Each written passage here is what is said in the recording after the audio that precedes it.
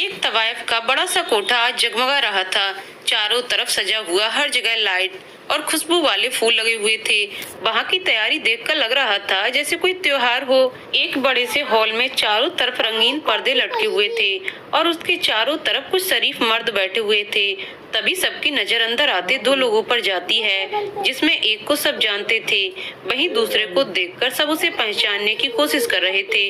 दोनों के कपड़े देख उनके अमीरी का अंदाजा लगाया जा सकता था। दोनों अपने पूरे रौब में चल के अंदर आते हैं। उन्हें देख एक लड़की भागकर अंदर आ जाती है और एक औरत जो सोफे पर बैठी पान चबा रही थी, उसके चेहरे पर इतना सारा किया हुआ मेकअप भी उसकी उम्र को छुपा नहीं पा रहा था। उसका वो मेकअप से भरा चेहरा और ऊपर से उस पर लदे वो गहने, फिर उसकी वो सितारों वाली साड़ी उसे भीड़ में अलग दिखा रही थी। वो लड़की उस औरत के पास आके, आपी ठाकुर आए हैं। उस लड़की की बात सुन आपी जोहराबाई मुस्कुरा देती हैं और अपनी जगह से उठ दरवाजे के पास चली जाती हैं। जोहराबाई देखती हैं तो दो लोग अपने रौब के साथ चल के अंदर आ रहे थे, जहां दोनों ने कुर्ता पायजामा के साथ नेहरू जैकेट पहना हुआ था। उनमें से एक आदमी मुस्कुरा के जोहराबाई को सलाम करते हुए, आदाब जोहराबाई। जोहराबाई मुस्कुराकर, आइए सूरज ठाकुर। फिर उसके साथ खड़े आदमी को देख, पर आज आप अकेले नहीं आए हैं। उनकी बात सुन सूरज ठाकुर मुस्कुरा के अपने साथ खड़े आदमी को मिलाते हुए, ये हमारे मित्र हैं बरधान ठाकुर। दूर से आए तो हमने सोचा इनका भी मन बहला दिया जाए। जोहराबाई बरधान ठाकुर को देखती है तो अपने चेहरे पर बिना किसी भाव के खड़ा था। उसके चेहरे पर वो ठाकुर वाला रौब और उसका घमंड साफ नजर आ रहा था। जोहराबाई मुस्कुरा के उसका स्वागत करती है और उन्हें सबसे खास जगह पर बैठा देती है। जोहराबाई सबके सामने जाके बोलती है, आज हम कुछ नई लड़कियां लाए हैं जो कम सिन और 18 से 20 साल की उम्र की हैं और आज उनका दाम सबसे ऊपर होगा, क्योंकि उनकी नथ अभी उतरी नहीं है। नथ न उतरना मतलब वो अभी तक वर्जिन हैं। उनकी बात सुन सारे शरीफ मर्दों में उत्साह बढ़ जाता है। तभी वहाँ गिरे हुए पर्दे उठते हैं और उनके ठीक बीचों बीच कुल 5 लड़कियां थीं।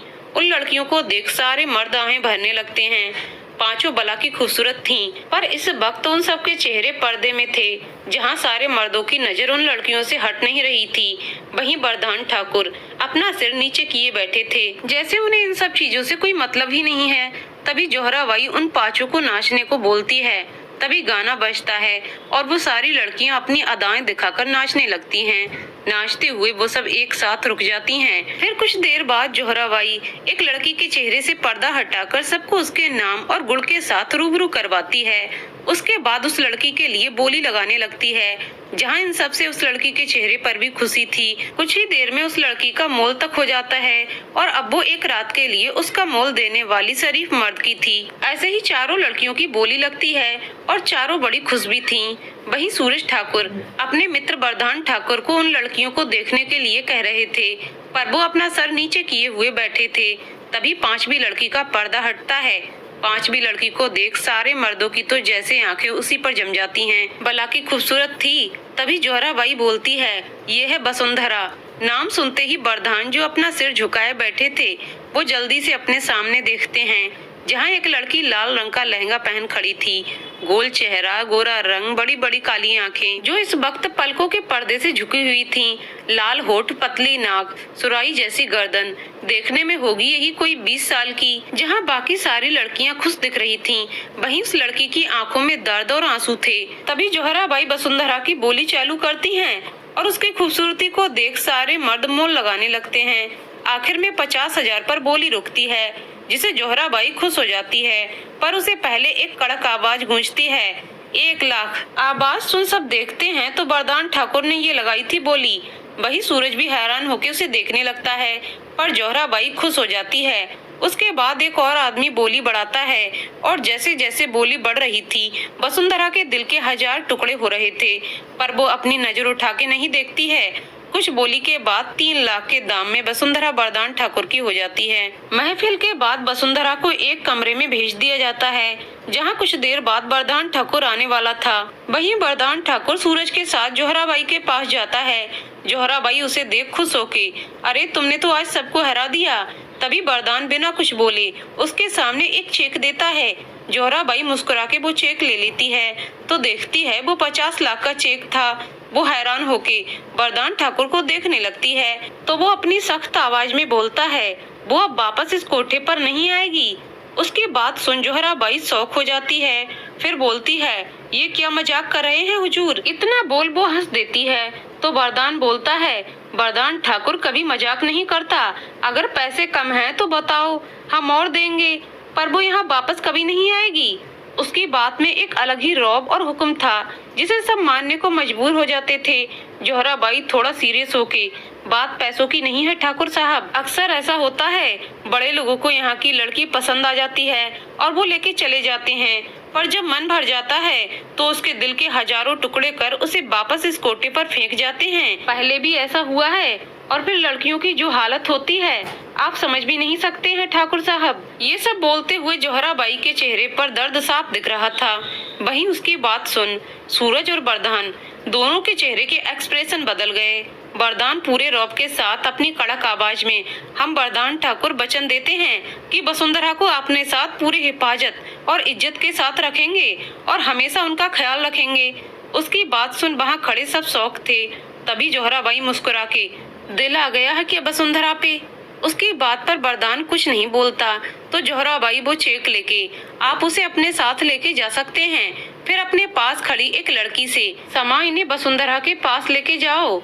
उसकी बात सुन वो समा, जी आपा। फिर वरदान की तरफ देख, आइए, इतना बोल वो आगे बढ़ जाती है।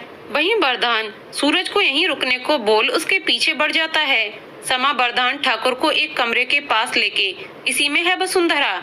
उसकी बात मान वरदान ठाकुर कमरे का दरवाजा खोलता है और अंदर जाता है। वरदान जैसे ही अंदर कदम रखता है उसे मोगरे की खुशबू आती है। वो अपनी नजर उठा के सामने देखता है तो एक छोटा सा कमरा था, वहीं पर रखा एक बेड था जो पूरा मोगरे के फूलों से सजा हुआ था। वहीं उस बेड पर दुल्हन की तरह सजी वसुंधरा किसी बेजान इंसान की तरह बैठी हुई थी। उसकी आंखें सूनी थीं और उसके चेहरे पर कोई भाव नहीं थे, बस कुछ दर्द की लकीरें नजर आ रही थीं। वरदान ठाकुर धीरे कदमों से उसके पास जाता है और बोलता है, आप अपने साथ आपकी जरूरी चीजें ले लीजिए और हमारे साथ चलिए। उसकी आवाज सुन वसुंधरा अपनी नजरें उसके तरफ घुमाकर उसे देखती है। एक खूबसूरत नौजवान, उम्र ही कोई 30 साल होगी, कद 6 फीट, गेहुआ रंग, काली गहरी आंखें, पतले होंठ, लंबी नाक, चेहरे पर अलग ही तेज नजर आ रहा था। वसुंधरा कुछ नहीं बोलती है, बस किसी कठपुतली की तरह खड़ी हो जाती है। वरदान उसकी हालत समझ रहा था पर इस वक्त कुछ बोलना उसे सही नहीं लगा। वरदान ने गहरी सांस ली और आगे चलने लगा। उसके चलते ही वसुंधरा उसके पीछे चलने लगी। दोनों जोहराबाई के पास पहुंच गए। वसुंधरा को देख जोहराबाई उसके गाल छू के, आज से यही तुम्हारे लिए सब कुछ है, तुम्हारे मालिक, तुम्हारे भगवान, सब कुछ, तो इनका ख्याल रखना और हर बात मानना उनकी। इतना बोल वो उसके गाल को थपथपा देती है और समा को वसुंधरा को वरदान के कार तक छोड़कर आने को कहती है। कुछ देर में वसुंधरा गाड़ी में थी जहां वो पीछे बैठी हुई थी। वहीं वरदान सूरज के साथ आगे बैठा हुआ था। सूरज गाड़ी चला रहा था। वसुंधरा की नजरें नीची थीं। पूरे रास्ते तीनों खामोश थे। तीनों में से किसी ने कुछ नहीं कहा। कुछ ही देर में रास्ता तय कर वो सूरज के फार्म हाउस पहुंच गए जहां वसुंधरा को एक कमरा दिया गया और सूरज और वरदान एक दूसरे कमरे में बैठे हुए शराब पी रहे थे। सूरज वरदान को घूरते हुए, आप जानते हैं ना वरदान आपने क्या किया है। वरदान कुछ नहीं बोलता है तो सूरज आगे बोलता है, आपको इसे सिर्फ बदनामी मिलेगी और कुछ नहीं, ऊपर से आपके घर पर पता चला तो जो बवाल होगा सो अलग। फिर एक घूंट शराब पी के, और सुकन्या, उसके बारे में सोचा है आपने, जब उसे पता चलेगा तब क्या होगा। उसके सवाल पर वरदान के चेहरे के एक्सप्रेशन चेंज हो जाते हैं। वरदान अपने जगह पर खड़े होके, सुकन्या सिर्फ हमारी दोस्त है, उससे ज्यादा कुछ नहीं, और बाकी जो आप समझ रहे हैं वो बस हमारे घर वालों के दिमाग की उपज है। इतना बोल वो उस कमरे से बाहर चला जाता है। उसे जाते देख मन में, आप समझते क्यों नहीं, ये रिश्ता सिर्फ बदनामी देगा आपको। वही वरदान अपने कमरे की तरफ बढ़ रहा था। तभी उसे वसुंधरा के कमरे की लाइट चालू दिखती है। वरदान कुछ सोच के उसके कमरे की तरफ बढ़ जाता है। वरदान पहले कमरे के दरवाजे को नॉक करता है पर अंदर से कोई आवाज नहीं आती है। वरदान दरवाजा खोलकर अंदर देखता है तो वसुंधरा अभी वही कपड़े और गहने पहने बेड पर बैठी हुई थी। वरदान उसके पास जाके, आप सोई नहीं अभी तक। वसुंधरा कुछ नहीं बोलती है। वरदान ध्यान से उसे देखता है उसकी आंखें सूनी थीं, उसका चेहरा भावहीन था। वरदान गहरी सांस लेके, आप सो जाइए, कल सुबह आपको हमारे साथ घर चलना है। उसकी बात सुन वसुंधरा वैसे ही बेड पर लेट जाती है। वरदान उसकी हालत देख कुछ बोल नहीं पाता है और कमरे की लाइट बंद कर कमरे से बाहर आके दरवाजा बंद कर अपने कमरे में चला जाता है। वरदान कमरे में आके आईने के सामने खड़े होके खुद को देखते हुए कि आपको दिया वचन हम निभा पाएंगे। उनकी हालत देखकर तो ऐसा लग रहा है जैसे उनके अंदर जान ही ना हो। यही सब सोचते हुए वो भी आके बेड पर लेट जाता है। नींद तो उसकी आंखों में भी कहीं नहीं थी। वहीं वसुंधरा के कमरे में वो बेड पर लेट एक टक छत को देख रही थी। नींद तो उसकी आंखों में भी नहीं थी। अगली सुबह वसुंधरा अपने बेड पर पीछे टेक लगाकर बैठी हुई थी। उसकी लाल आंखें देख साफ पता चल रहा था कि वो रात भर सोई नहीं है। तभी कोई उसके कमरे का दरवाजा खटखटाता है, पर वसुंधरा कुछ नहीं बोलती। वो एक टक बस सामने देख रही थी। वहीं उसके जवाब ना देने पर वरदान दरवाजा खोल सीधा अंदर आ जाता है। वरदान अंदर आके वसुंधरा को देखता है, फिर अपने हाथ में लिए कपड़े उसकी तरफ बढ़ाकर बोलता है, आप ये कपड़े पहन के तैयार हो जाइए, फिर हम घर जाएंगे। उसकी बात सुन वसुंधरा बिना कुछ बोले उसे कपड़े को लेके बदलने चली जाती है। वरदान भी कमरे से बाहर आता है। वरदान सूरज के साथ हॉल में वसुंधरा का इंतजार कर रहा था। तभी वसुंधरा आती है। उसने वरदान का दिया हुआ पीले रंग का सूट अनारकली पहना था। वरदान और सूरज उसे देखते हैं, जिसका चेहरा भावहीन और आंखें सूनी थीं। वरदान उसके पास जाके, आप पहले कुछ खा लीजिए, फिर हम चलते हैं। इतना बोल वो उसे अपने हाथ खाने की मेज पर लेके आता है। सूरज एक नौकरानी से बोल उसके लिए खाना लगवाता है। वसुंधरा अपने सामने पड़े खाने को देखती है, पर खाती नहीं है। वरदान और सूरज भी अपना खाना खा रहे थे। दोनों वसुंधरा को देखते हैं, जो कुछ भी नहीं खा रही थी। वरदान, थोड़ा कुछ खा लीजिए, लंबा सफर है। उसकी बात पर वसुंधरा चम्मच उठा कुछ निवाले खाती है। खाना खाने के बाद वरदान सूरज के गले मिल निकल जाता है। वरदान और वसुंधरा पीछे बैठे हुए थे और आगे वरदान का एक आदमी गाड़ी चला रहा था। वसुंधरा खिड़की के शीशे से बस बाहर देख रही थी। वहीं वरदान के दिमाग में बस अपने घर वालों और बाकी सबको लेके ख्याल चल रहे थे। वो अपनी गर्दन घुमा वसुंधरा को देखता है, जो बाहर देख रही थी। कुछ पल उसके चेहरे को देखने के बाद मन में हमें ये करना ही होगा। फिर वो भी बाहर देखने लगता है। काफी लंबा रास्ता था तय कर गाड़ी एक हवेली के सामने रुकती है। वरदान गाड़ी से उतर वसुंधरा के तरफ जाके उसे भी उतरने को कहता है। वसुंधरा भी उतर जाती है। वो धीरे से अपनी पलकें उठा सामने देखती है तो एक बड़ी सी हवेली थी, जो श्वेत रंग से लपेटी हुई थी। वरदान उसे अपने साथ अंदर आने को कहता है। वसुंधरा उसके पीछे पीछे आने लगती है। दोनों अंदर आते हैं तो वरदान आवाज देता है, काकी काकी। उसकी आवाज पर एक 50 साल की औरत आके उसके सामने खड़ी हो जाती है। वरदान उसे देख वसुंधरा की तरफ इशारा कर, काकी ये वसुंधरा है, आप उसके लिए नीचे वाला कमरा तैयार कर दीजिए और उस कमरे में आराम करने के लिए ले जाइए। इतना बोल वो सीढ़ियों से ऊपर की तरफ चला जाता है। वहीं वो काकी वसुंधरा को देखती हैं और उसे अपने साथ लेके चली जाती हैं। वरदान अपने कमरे में आके फ्रेश हो जाता है। फिर वो नीचे आता है। नीचे आके वो एक बार फिर से काकी को आवाज देता है। काकी उसके सामने थी तो वरदान कहता है, उन्हें कुछ खिला दीजिए और ध्यान रहे उन्हें कोई दिक्कत नहीं होनी चाहिए। काकी अपना सिर हिला देती हैं। फिर वो वरदान को देख हिम्मत कर, मालिक ये लड़की कौन है? उनका सवाल सुन वरदान, किसी की अमानत है जिसे हमें संजो के रखना है। वरदान का जवाब सुन वो कुछ नहीं बोलती है और वसुंधरा के कमरे में चली जाती है। वरदान वहीं पर बैठा हुआ था। तभी काकी वापस आती हैं और वरदान से बोलती हैं, मालिक उन्होंने कुछ भी खाने से मना कर दिया है। काकी की बात सुन वरदान अपनी जगह से उठ, काकी आप खाना उनके कमरे में पहुंचाइए, हम आते हैं। उसकी बात सुन काकी चली जाती हैं। उनके जाने के कुछ देर बाद वरदान भी वसुंधरा के कमरे की तरफ बढ़ जाता है। वरदान जब वसुंधरा के कमरे में आता है तभी काकी खाना रख बाहर जाती हैं। वरदान आगे बढ़ वसुंधरा को देखता है, जो बेड पर शांत सी बैठी हुई थी। उसने इस वक्त एक सफेद रंग का सूट पहना हुआ था। न चेहरे पर कोई मेकअप, न कोई श्रृंगार, बस अपनी सूनी आंखें लिए वो बैठी हुई थी। उसके बाल खुले हुए थे, जो एक तरफ से उसका चेहरा छुपा रहे थे। वरदान उसके तरफ बढ़ गया और उसके बेड के पास पहुंच के बोला, आप खाना खा लीजिए, नहीं तो कमजोरी आ जाएगी। वरदान की बात सुन वसुंधरा कुछ नहीं बोलती। वो बस अपने हाथ को एक घुटने पर रख उस पर अपनी ठुड्डी रख बैठी हुई थी। वरदान उसे कुछ ना बोलता देख फिर से बोलता है, आपने सुना हमने क्या कहा? आप खाना खा लीजिए, नहीं तो।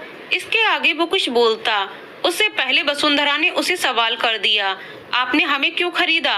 वसुंधरा के मुंह से अब तक निकले ये पहले शब्द थे। नहीं तो जब से वरदान उससे मिला था वो चुप ही थी, उसने कुछ नहीं बोला था। वरदान उसकी आवाज सुन कुछ पल के लिए सब कुछ भूल गया। वो एक टक बस वसुंधरा को देखने लगा। तभी वसुंधरा ने सिर घुमा के उसकी तरफ देखा और फिर बोली, आपने हमें क्यों खरीदा?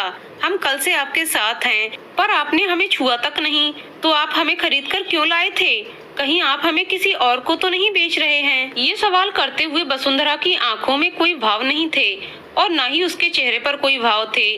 वहीं उसके सवाल सुन वरदान को कुछ समझ नहीं आ रहा था कि वो क्या जवाब दे। उसने वसुंधरा की आंखों में देखा और बोला, हम सब आपको बताएंगे, पर पहले आप खाना खा लीजिए। वसुंधरा अभी उसे ही देख रही थी तो वरदान फिर से बोलता है, हम वादा करते हैं। उसकी बात सुन वसुंधरा उसके सामने रखे खाने को देखती है, फिर उठा के खाने लगती है। वसुंधरा को खाना खाता देख वरदान उसी कमरे के सोफे पर बैठ जाता है। कुछ देर बाद वसुंधरा खाना खा के बेड पर बैठी हुई थी, वहीं वरदान सोफे पर बैठा हुआ था।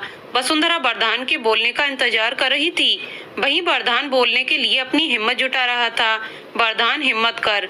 वो अभी इतना ही बोला था कि तभी काकी वहाँ आती हैं और थोड़ा घबराते हुए, मालिक ठकुराइन आई हैं। उनकी बात सुन वरदान थोड़ा चौंक जाता है, फिर काकी से, ठीक है हम आते हैं। उसकी बात सुन काकी चली जाती हैं। वरदान वसुंधरा को देख, हम अभी आते हैं, इतना बोल वो भी उस कमरे से बाहर जाके दरवाजा बंद कर देता है। वरदान हॉल में आता है तो वहाँ एक औरत बैठी हुई थी जिसने महंगी बनारसी की साड़ी पहनी हुई थी, साथ में बहुत सारे गहने पहन रखे थे। वरदान उनके पास जाके उनके पैर छूता है। वो वरदान के सिर पर प्यार से हाथ फेर देती हैं। वरदान, माँ आप यहाँ? उसका सवाल सुन वरदान की माँ अंबिका देवी उर्फ ठकुराइन बोलती हैं, आप तो घर आने से रहे तो हमने सोचा कि हम ही आपसे मिलने चले आएं। उनकी बात सुन वरदान कुछ नहीं बोलता है। तभी काकी वहाँ चाय के 2 कप रख जाती हैं तो ठकुराइन वरदान को बैठने को बोलती हैं। वरदान भी 1 कप चाय का उठा लेता है। अंबिका जी ठकुराइन भी एक घूंट चाय लेके वरदान से, सुना है गंगापुर काल्पनिक नाम में आप सूरज के साथ कोठे पर गए थे? उनका सवाल सुन वरदान चाय पीते पीते रुक जाता है। वहीं अंबिका जी उसे देख रही थीं। तभी वरदान अपना चाय का कप वहीं टेबल पर रख देता है। अंबिका जी को देख, हाँ हम गए थे। उसका जवाब सुन अंबिका जी हल्का मुस्कुरा के, कमाल है, आप तो पहले कभी कोठे पर नहीं गए। वरदान बिना कोई भाव चेहरे पर लाए, कुछ चीजें जिंदगी में पहली बार होती हैं। वरदान का जवाब सुन अंबिका जी, हाँ ये तो अच्छी बात है, आप पहली बार गए थे इसलिए शायद आपको पता नहीं है कि कोठे से कोई चीज घर पर नहीं लाते। उनकी बात सुन वरदान ने अपने हाथ की मुट्ठियां बांध ली और उन्हें देख अपनी कड़क आवाज में बोला, हमने कोठे से कोठे की कोई भी चीज नहीं लाए हैं। ये सब बोलते हुए वरदान उनकी आंखों में देख रहा था। अंबिका जी अपने चाय का कप टेबल पर रखकर सामने देखते हुए, जहाँ से लाए हैं उसे वहीं छोड़ के आए, अच्छा होगा, नहीं तो। इतना बोल वो चुप हो जाती हैं और वरदान को देखने लगती हैं। वहीं वरदान भी उन्हें देख ही रहा था। वरदान, हमें लगता है आप हमसे मिल चुकी हैं, अब आपको वापस जाना चाहिए, ठाकुर साहब आपका इंतजार कर रहे होंगे। इतना बोल वो अपनी जगह से खड़ा हो जाता है। उसकी बात सुन ठकुराइन भी खड़ी हो जाती हैं और बोलती हैं, हम चले जाएंगे पर आप हमारी बात याद रखिए, सुकन्या वहाँ पर आपका इंतजार कर रही है और आप यहाँ किसी कोठे वाली के साथ रहेंगे, ये हम क्या ठाकुर साहब भी बर्दाश्त नहीं करेंगे। अगर आपको उसे अपनी रखेल बनाना है तो उसे घर से बाहर रखिए, घर में नहीं। उनकी बात सुन वरदान गुस्से से, वो हमारी रखेल नहीं है और ना ही वो कोठे वाली है और वो इसी घर में रहेगी हमारे साथ। और रही सुकन्या की बात, तो उसे शादी के लिए ना हमने पहले हाँ कही थी और न कभी कहेंगे, तो आप ये बात अच्छे से समझ के ठाकुर साहब को भी बता दीजिएगा। इतना बोल वो वहाँ से चला जाता है। वहीं ठकुराइन गुस्से से उसे जाते हुए देखती है, फिर वहाँ से निकल जाती है। वरदान अपने कमरे में आके सोफे पर अपना सिर पकड़ के बैठ जाता है। उसका सर जैसे फटा जाने वाला था। वरदान वहीं बैठ अपनी आंखें बंद कर पीछे टिकाकर कुछ सोचने लगता है। तभी उसके आंखों के सामने एक दृश्य घूम जाता है, जहाँ एक लड़का खून से लथपथ उसके हाथ में था और वो अपनी आखिरी सांसें लेते हुए अटक अटक कर बोलता है, वचन दीजिए ठाकुर साहब, आप मेरी बसु का ख्याल रखेंगे। इतना बोल वो अपने खून से सना हाथ आगे कर देता है तो बरदान अपना हाथ उसके हाथ पर रखकर बोलता है, मैं वचन देता हूँ रुद्र, तुम्हारी बसु का जिंदगी भर ख्याल रखूंगा। उसकी बात सुनते ही लड़का मुस्कुरा के अपनी आखिरी सांस लेता है। उसकी बात सुनते ही लड़का मुस्कुरा के अपनी आखिरी सांस लेता है। ये सब सोच बरदान जल्दी से अपनी आंखें खोल देता है।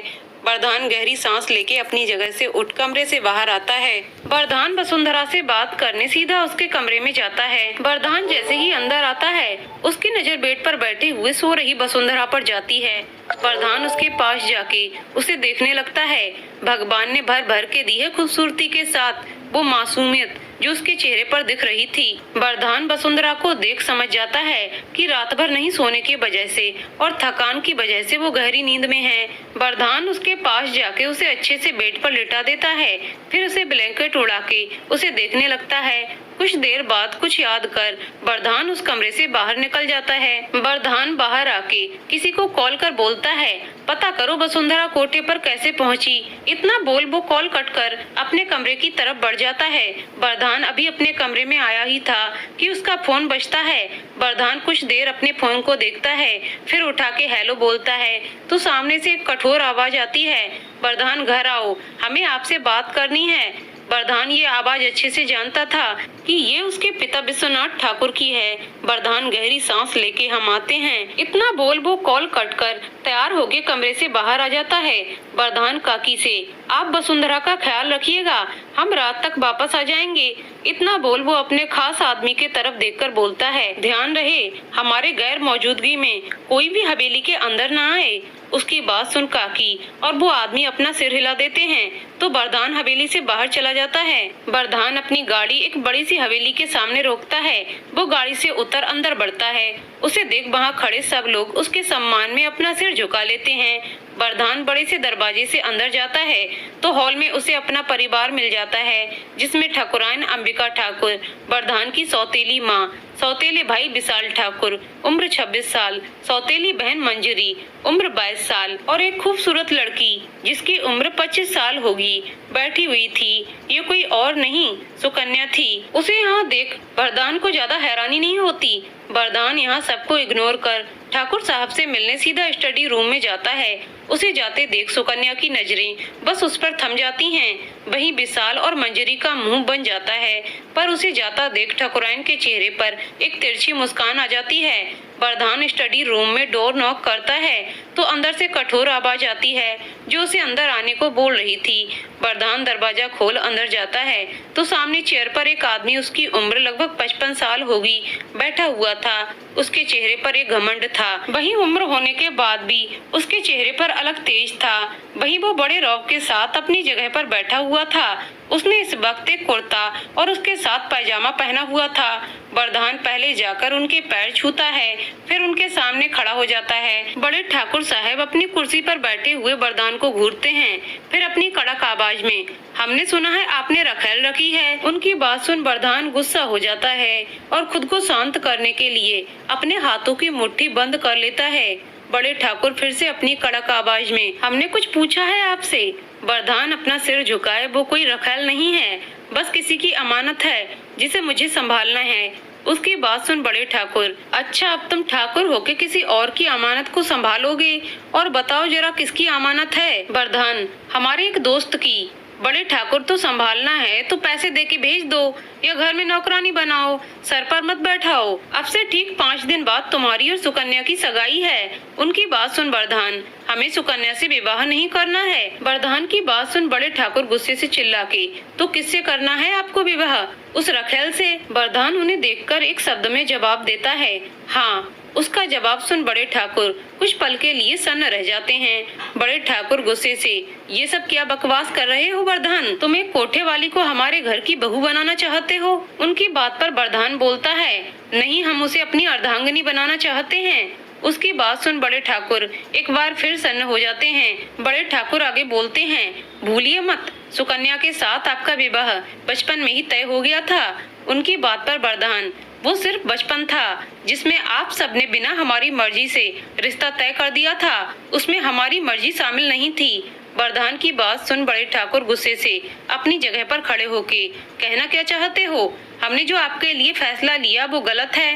वरदान, मैंने ये नहीं कहा, मैंने ये कहा कि उसमें हमारी मर्जी शामिल नहीं थी और सच यही है कि मैं सुकन्या से विवाह करना ही नहीं चाहता।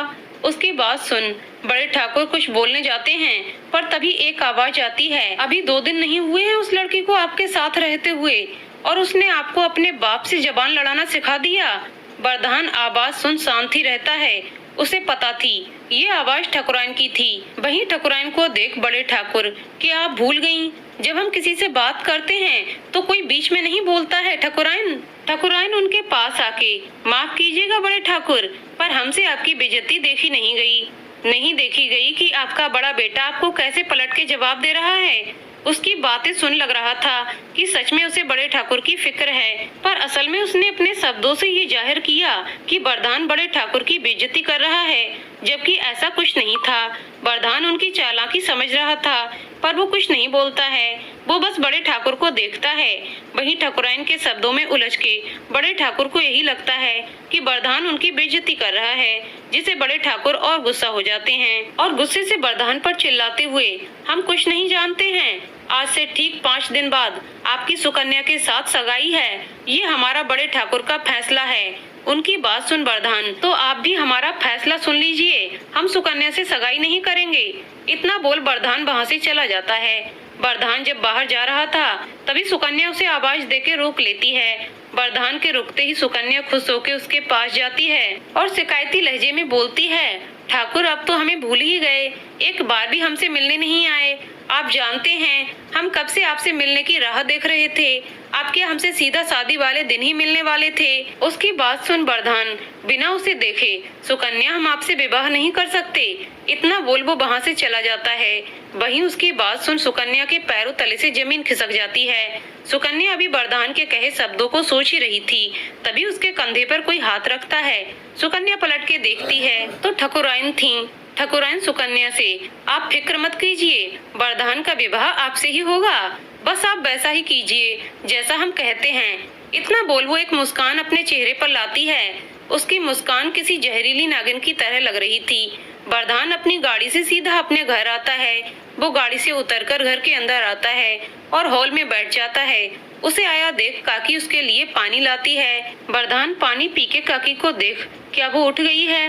वरदान के सवाल पर काकी अपना सिर हाँ में हिला देती है तो वरदान बोलता है, आप उसके लिए खाने की थाली लगाएं। उसकी बात सुन काकी चली जाती है। वसुंधरा अपने कमरे के बेड पर अभी शांत बैठी हुई एकटक खिड़की के बाहर देख रही थी। तभी वरदान कमरे में आता है। किसी के आने की आहट से वसुंधरा अपना सिर घुमा के देखती है। अपने सामने वरदान को देख वो कुछ नहीं बोलती है। वरदान उसके पास आके उसके सामने खाने की थाली कर, जल्दी खाना खा लीजिए, हमें आपसे जरूरी बात करनी है। वसुंधरा उसकी आंखों में देखने लगती है, जहाँ थोड़ी घबराहट, थोड़ा गुस्सा और कुछ अजीब एहसास थे, जो चुपचाप उसके हाथ से थाली लेके खाना खा लेती है। वसुंधरा खाना खा के बेड पर अपने पैर ऊपर कर बैठी थी। वहीं वरदान उसे कुछ दूरी पर खड़ा था। वरदान कब से उससे कुछ बोलने की कोशिश कर रहा था, पर वो बोल नहीं पा रहा था या उसकी हिम्मत नहीं हो रही थी। वसुंधरा कब से उसे ही देख रही थी। वरदान अपनी आंखें बंद कर गहरी सांस लेता है, फिर वसुंधरा की आंखों में देखते हुए, हम आपसे शादी करना चाहते हैं। वरदान की बात सुन वसुंधरा अपनी जगह पर जम जाती है। वो शौक होके वरदान को देखने लगती है। वसुंधरा गुस्से से, आप जानते भी हैं आप क्या बोल रहे हैं? वरदान उसके आवाज में गुस्सा साफ महसूस कर रहा था। वसुंधरा आगे बोलती है, आप एक कोठे वाली से शादी करना चाहते हैं, जानते भी हैं समाज क्या कहेगा, लोग किन नजरों से आपको देखेंगे, आपका ये मान सम्मान सब मिट्टी में मिल जाएगा। और वैसे भी आप हमें यहाँ अपनी रखैल बना के लाए थे और अब अपनी बीवी बनाना चाहते हैं। उसकी रखैल वाली बात सुन वरदान को गुस्सा आ जाता है और वो वसुंधरा की आंखों में देख, हमने आपको यहाँ अपनी रखैल नहीं पत्नी बनाने के लिए लाए हैं। उसकी बात सुन वसुंधरा हैरानी से उसे देखने लगती है। वसुंधरा, हम किसी और को चाहते हैं, भले ही आपने हमें खरीदा हो, पर आपको सिर्फ हमारा तन ही मिलेगा, क्योंकि अपना मन और आत्मा हम किसी और को दे चुके हैं। उसकी बात सुन वरदान, तभी हम आपसे शादी करना चाहते हैं। उसकी बात सुन वसुंधरा फिर हैरान होकर उसे देखने लगती है। कुछ देर दोनों चुप ही रहते हैं। और एक दूसरे के आंखों में देखते हैं। जहाँ वसुंधरा को वरदान की आंखों में सच्चाई और कुछ उलझन नजर आती है, तो वहीं वरदान को वसुंधरा की आंखों में सिर्फ दर्द नजर आता है। कुछ पल ऐसे ही रहने के बाद वसुंधरा उसकी आंखों में देख बोलती है, क्यों करना चाहते हैं आप हमसे शादी? उसका सवाल सुन वरदान थोड़ा घबराते हुए रुद्र के लिए। उसकी बात सुन वसुंधरा को झटका लगता है और उसकी आंखों से आंसू की धारा बहने लगती है। वो भर रहा है गले से, आप हमारे रुद्र को कैसे जानते हैं? उसका सवाल सुन वरदान शांति से, वो हमारे लिए काम करता था। उसकी बात सुन वसुंधरा अपना सिर घुटनों पर रख रोने लगती है। उसे ऐसे देख वरदान, हमने वादा किया था रुद्र से, उसकी बसु का ख्याल रखेंगे। वसुंधरा रोते हुए उसे देख, कोई जरूरत नहीं है उनके लिए हमारा ख्याल रखने की। अगर इतनी फिक्र थी तो क्यों गए हमें अकेला छोड़कर? क्यों? क्या वो नहीं जानते थे कि हम सिर्फ उनके लिए जी रहे हैं? कौन है उनके अलावा हमारा इस दुनिया में? फिर भी हमें अकेला छोड़ गए। इतना बोल वो जोर जोर से रोने लगती है। वरदान से उसके आंसू देखे नहीं जा रहे थे, तो वो उसे अपना चेहरा फेर लेते हैं। रुद्र आपको अकेला छोड़कर कहीं नहीं गए हैं, वो तो आपके दिल में हैं और हमेशा रहेंगे। उसकी बात सुन वसुंधरा कुछ नहीं बोलती है। वरदान, हमने रुद्र को वचन दिया था कि उसकी बसु को कुछ होने नहीं देंगे। हम अपना वचन निभाना चाहते हैं। उसकी बात सुन वसुंधरा, तो इसलिए आप हमें उस कोठे से खरीद कर यहाँ लेके आए। वरदान, हम आपको एक हफ्ते से ढूंढ रहे थे। हम आपके घर भी गए थे, पर आप वहाँ नहीं थी। तभी आपके एक सहेली ने हमें बताया कि आपको कोठे वाली लेके गई है। हम आपको ढूंढ ही रहे थे, पर जब आप हमें कहीं नहीं मिली तो हम निराश हो गए। पर तभी हमें सूरज उस कोठे पर लेकर गए और हमें आप मिल गईं। इतना बोल वो चुप हो जाता है। उसकी सारी बातें सुनने के बाद, वसुंधरा आपको हमारा ख्याल रखने के लिए हमसे शादी करने की कोई जरूरत नहीं है, हम ऐसे ही ठीक हैं। उसकी बात सुन वरदान, वसुंधरा हमारी बात समझिए। वसुंधरा, हमें कुछ नहीं सुनना, आप हमें वहीं छोड़ आइए जहाँ से आप हमें लाए हैं। वसुंधरा मानने के लिए तैयार ही नहीं थी। उसे ऐसे देख वरदान परेशान हो जाता है और कमरे से बाहर चला जाता है। वसुंधरा जोर जोर से रोने लगती है। वसुंधरा की रोने की आवाज कमरे से बाहर खड़े वरदान को भी सुनाई दे रही थी। उसे ऐसे देख वरदान को अच्छा नहीं लग रहा था, पर वो कुछ नहीं कर पा रहा था। वो वहाँ से अपने कमरे में चला जाता है। वरदान अपने कमरे में आके बेड पर अपना सिर पकड़कर बैठ जाता है। तभी कोई उसके कमरे का दरवाजा खटखटाता है। वरदान उसे अंदर बुलाता है तो एक आदमी अंदर आता है और अपना सिर झुका वरदान के सामने खड़ा हो जाता है। वरदान उसे बोलने का इशारा करता है तो वो बोलना शुरू कर देता है। मालिक, वो वसुंधरा को उसके मामा मामी ने कोठे पर बेच दिया था। उसकी बात सुन वरदान की आंखों में गुस्सा उतर आता है। वरदान उसे देख, कल वो हमारे सामने होने चाहिए। उसकी बात सुन वो आदमी जी मालिक बोलकर बाहर चला जाता है। यहाँ कमरे में वसुंधरा रोते हुए अपनी पुरानी यादों में खो जाती है, उन यादों में जो उसके दिल के सबसे ज्यादा करीब हैं, जिसमें वो और उसका बचपन का प्यार साथ थे। उसका बचपन का प्यार रुद्र। वसुंधरा रुद्र को याद करते हुए बेड पर लेट जाती है और अपनी आंखें बंद कर लेती है। उसकी आंखें बंद होते ही उसकी आंखों के सामने रुद्र का मुस्कुराता हुआ चेहरा आता है, जिसे देख वसुंधरा की बंद आंखों के कोने से आंसू उसके तकिए को भिगोते हैं। क्या जरूरत थी दूर जाने की? पास रह के भी तो तड़पा सकते थे। कमरे में वसुंधरा रोते हुए अपनी पुरानी यादों में खो जाती है, उन यादों में जो उसके दिल के सबसे ज्यादा करीब हैं, जिसमें वो और उसका बचपन का प्यार साथ थे। उसका बचपन का प्यार रुद्र। वसुंधरा रुद्र को याद करते हुए बेड पर लेट जाती है और अपनी आंखें बंद कर लेती है। उसकी आंखें बंद होते ही उसकी आंखों के सामने रुद्र का मुस्कुराता चेहरा आता है, जिसे देख वसुंधरा की बंद आंखों के कोने से एक आंसू उसके तकियों को भिगोते हैं। एक तालाब के किनारे एक लड़की बैठी उस शांत पानी को देख रही थी। यही कोई 12 से 13 साल, दिखने में खूबसूरत, सूनी आंखें और कमर तक आ रहे बाल। तभी वहाँ एक 15 साल का लड़का आता है। लड़का लड़की के बगल में बैठकर उसे देख, आज फिर मामी ने मारा आपको? उसकी आवाज सुन लड़की उसे देखने लगती है तो लड़का उसकी तरफ एक सूर्यमुखी का फूल बढ़ा देता है। लड़की फूल देखती है, फिर हल्का मुस्कुरा के लेती है। तभी लड़का बोलता है, बसु आप ऐसे ही मुस्कुराते रहिए, हमें अच्छा लगता है। उसकी बात सुन वसुंधरा की आंखों में आंसू आ जाते हैं। लड़का उसके आंसू अपने हाथ से पोंछ, ये आपकी आंखों में मोती जैसे आंसू अच्छे नहीं लगते बसु। वसुंधरा रोते हुए, रुद्र हमसे और बर्दाश्त नहीं हो रहा। रुद्र, बसु तो चलो मेरे साथ। इतना बोल वो अपना हाथ आगे बढ़ा देता है। वसुंधरा भी अपना हाथ रुद्र के हाथ में दे देती है। तभी एक आवाज आती है, और ले जाके रखोगे कहाँ? दोनों आवाज की तरफ देखते हैं तो एक बूढ़ी औरत उनसे कुछ दूरी पर एक पेड़ के नीचे बैठी हुई थी। रुद्र उसे देख अपने घर में रखेंगे और कहाँ? वो बूढ़ी औरत, तेरी अम्मा रखने देगी इसे? उसकी बात सुन रुद्र कुछ सोच के, तो हम बसु को लेके कहीं और चले जाएंगे और वहीं उसके साथ रहेंगे। उसकी बात सुन बूढ़ी औरत हंसने लगती है। उसे हंसता देख वसुंधरा और रुद्र को कुछ समझ नहीं आता। दोनों पहले एक दूसरे को देखते हैं, फिर उस बूढ़ी औरत को। दोनों उसके पास जाते हैं और बोलते हैं, बूढ़ी अम्मा आप हंस क्यों रही हैं? वो बूढ़ी, क्यों तेरी बात ही हंसने वाली है? तू बसु को लेके दूसरी जगह रहने जाएगा और उसे खिलाएगा क्या, पत्थर या माटी? उसकी बात सुन रुद्र सोच में पड़ जाता है। फिर उसके पास बैठ, तो बूढ़ी अम्मा आप ही बता दो। औरत मुस्कुरा के, तू थोड़ा और बड़ा हो, काम कर, पैसे जमा कर, ताकि तू तेरी बसु को यहाँ से दूर लेके जा सके, क्योंकि अगर ये बात तेरे घर वालों को पता चली तो तेरी बसु तुझे कभी नहीं मिलेगी।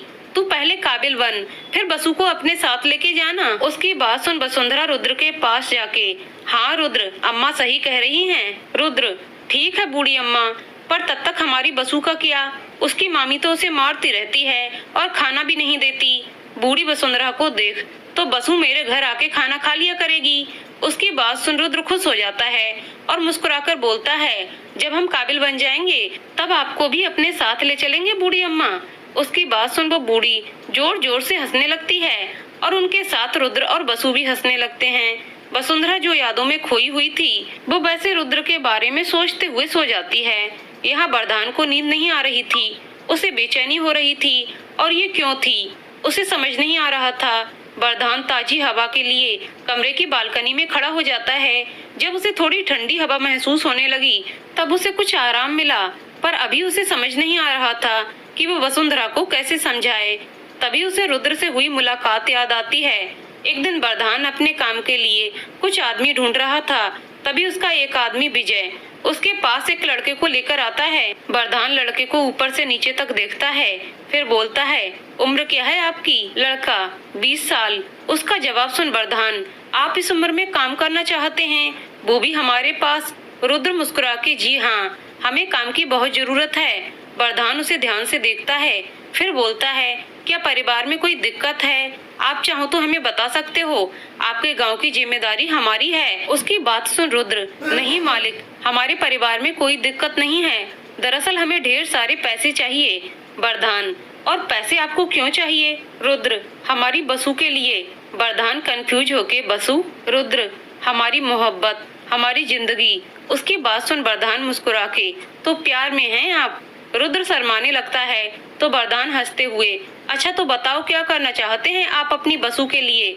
रुद्र, हम बसु को अपने साथ यहाँ से दूर ले जाना चाहते हैं। हम उसे दुनिया की हर खुशी देना चाहते हैं। उसे हम दर्द से आजाद करना चाहते हैं जो वो हर रोज बर्दाश्त कर रही है। हम उसे उस नर्क से निकाल हमारा बनाया हुआ स्वर्ग देना चाहते हैं। हम उसे बहुत सारा प्यार और खुशी देना चाहते हैं, उसे अपना बनाना चाहते हैं। उसकी बात सुन वरदान बस उसे देखता रह गया। उस 20 साल के लड़के को किस हद तक उस लड़की से मोहब्बत थी, वरदान उसकी आंखों में बसु के लिए उसकी बेपनाह मोहब्बत साफ देख सकता था। वरदान मुस्कुराकर, ठीक है, आप आज से ही काम सीख लीजिए। उसकी बात सुन रुद्र खुश होके उसके पैर छू के, शुक्रिया मालिक आपका, बहुत बहुत शुक्रिया। वरदान उसकी पीठ थपथपाकर विजय को रुद्र को काम समझाने के लिए बोल देता है। वरदान बिजली कड़कने की आवाज से अपने ख्यालों से बाहर आता है। फिर मन में, रुद्र, आप जिस शिद्दत से अपनी बसु से प्यार करते हैं वो भी उसी शिद्दत से आपको चाहती है।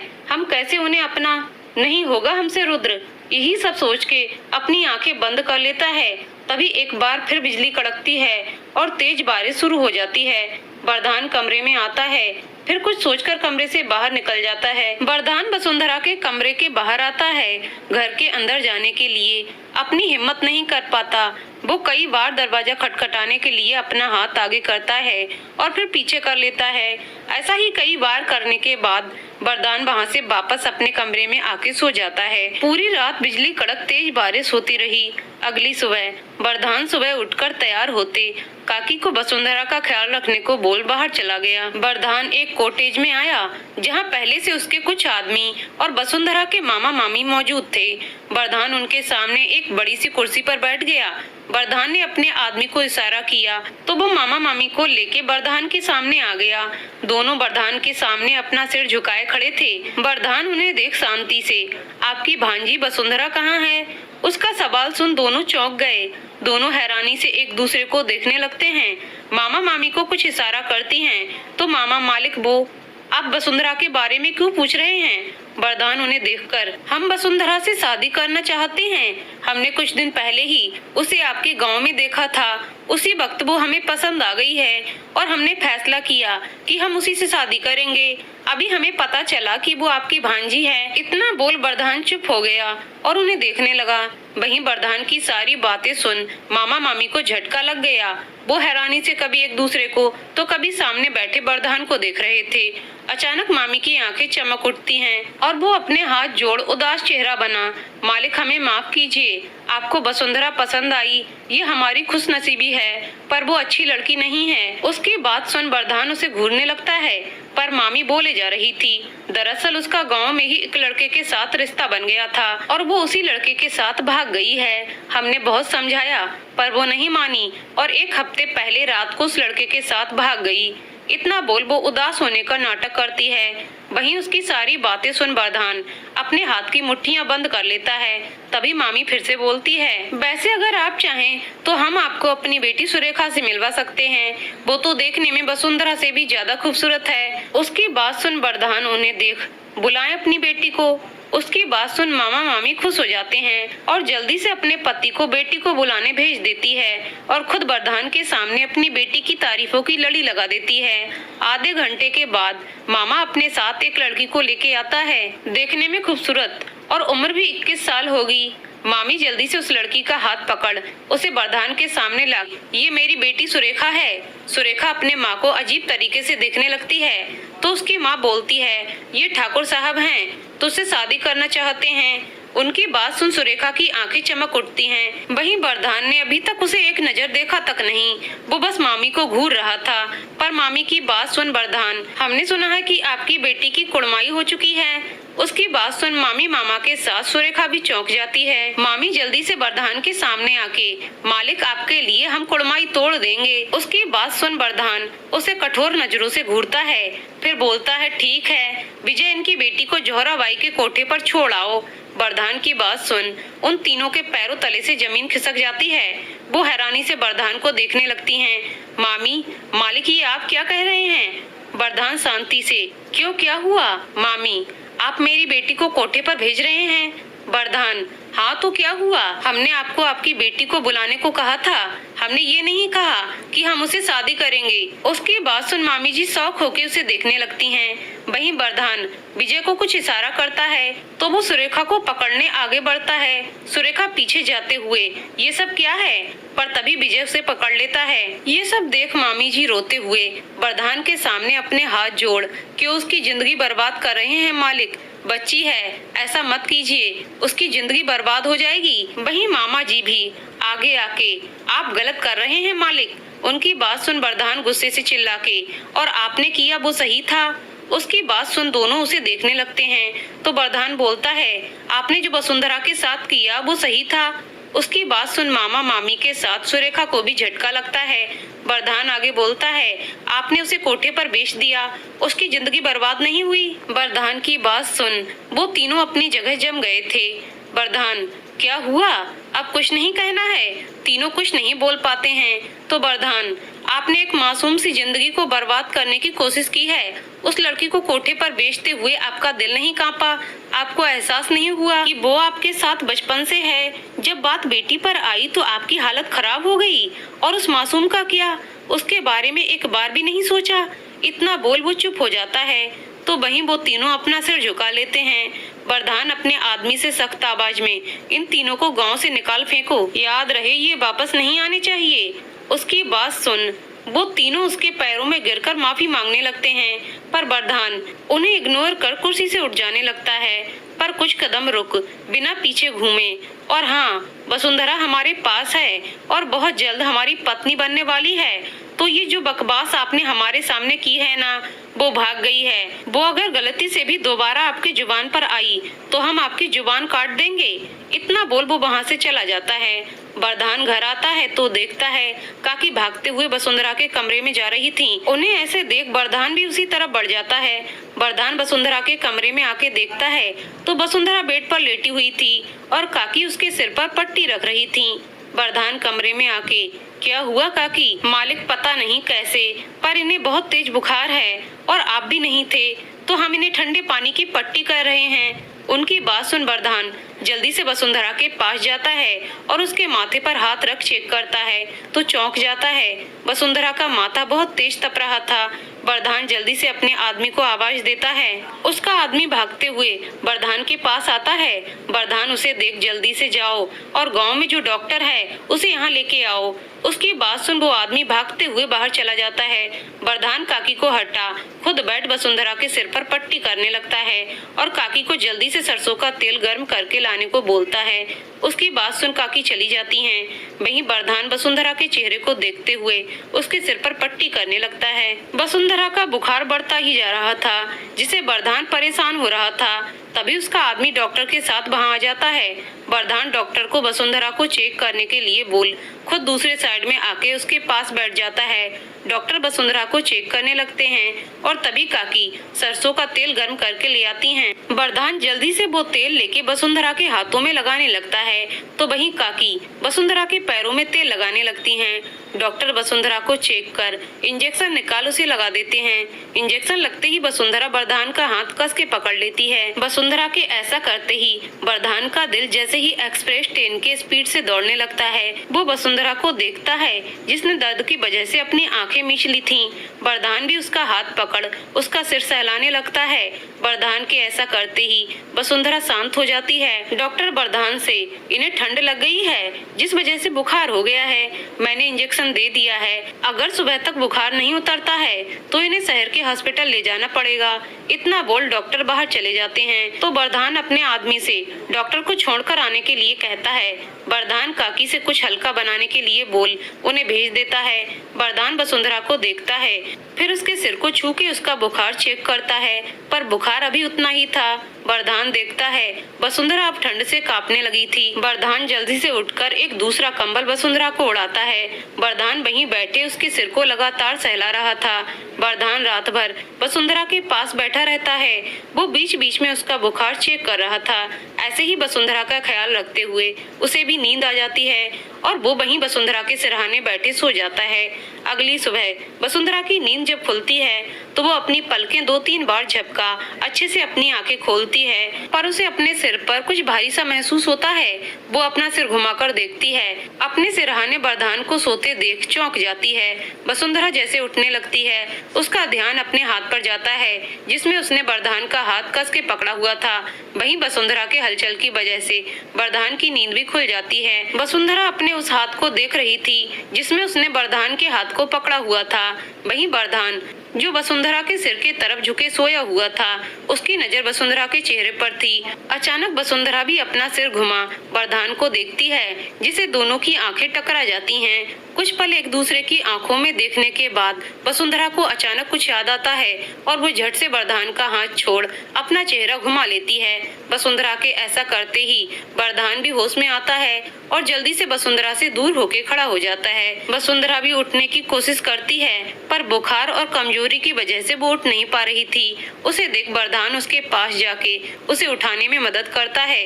वसुंधरा उसे मना करना चाहती थी पर उसे कुछ बोला नहीं गया। वरदान उसे उठा के के बैठा देता है और फिर उसे कुछ दूर खड़े होके आप ठीक हैं? वसुंधरा अपना सिर झुकाए ही अपनी गर्दन हिला देती है। फिर वो अपने दुपट्टे का सिरा पकड़ उसे गोल गोल घुमाने लगती है। वरदान उसे ध्यान से देख, मैं काकी को भेजता हूँ, वो आपकी मदद कर देंगी।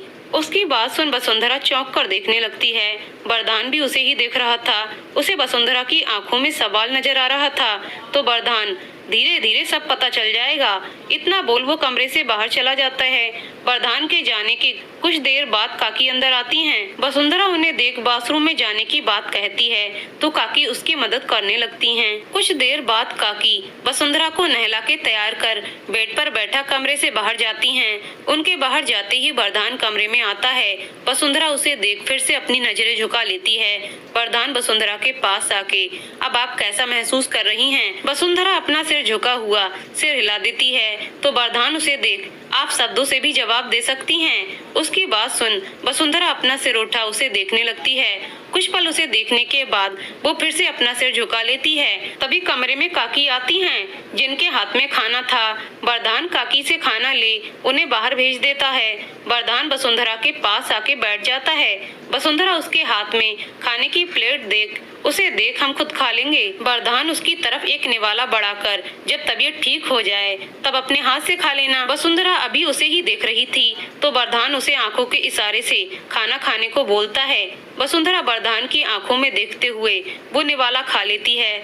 वसुंधरा निवाला खाती है और तभी उसे रुद्र की याद आती है। उसे इस तरह से खाना सिर्फ रुद्र खिलाया करता था, उसके अलावा कोई और नहीं था जो उसकी फिक्र करे। ये सब सोच वसुंधरा की आंखों में आंसू आ जाते हैं। वरदान जिसने उसकी तरफ दूसरा निवाला बढ़ाया था वो वसुंधरा की आंखों में आंसू देख, क्या खाना तीखा है? उसकी बात सुन वसुंधरा अपना सिर नामे हिला देती है और दूसरा निवाला खा लेती है। वरदान ऐसे ही उसे पूरा खाना खिला देता है, दवाई देता है, फिर उसे बेड पर लेटा आराम करने को बोलता है।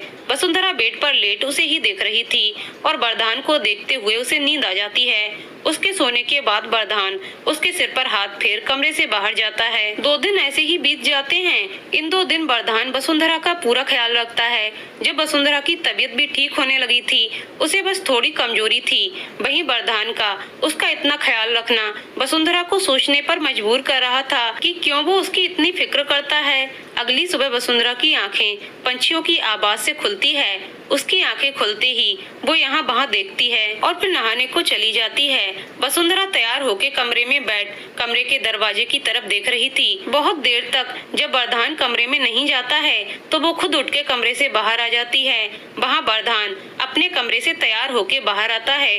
तभी उसे काकी मिलती हैं। वरदान उन्हें देख, हम जरूरी काम से बाहर जा रहे हैं, आप वसुंधरा का ख्याल रखिएगा, इतना बोल वो चला जाता है। वहीं वसुंधरा जो अपने कमरे से बाहर आके उसे कुछ दूरी पर खड़ी उसे देख रही थी, वो वरदान की बात सुन लेती है और वहाँ से अपने कमरे में चली जाती है। आगे की कहानी अगली वीडियो में। तो दोस्तों आपको कहानी कैसी लग रही है हमें कमेंट करके जरूर बताइएगा। कहानी पसंद आई हो तो वीडियो को लाइक शेयर करें और चैनल को सब्सक्राइब करें। वीडियो को पूरा देखने के लिए बहुत बहुत धन्यवाद दोस्तों।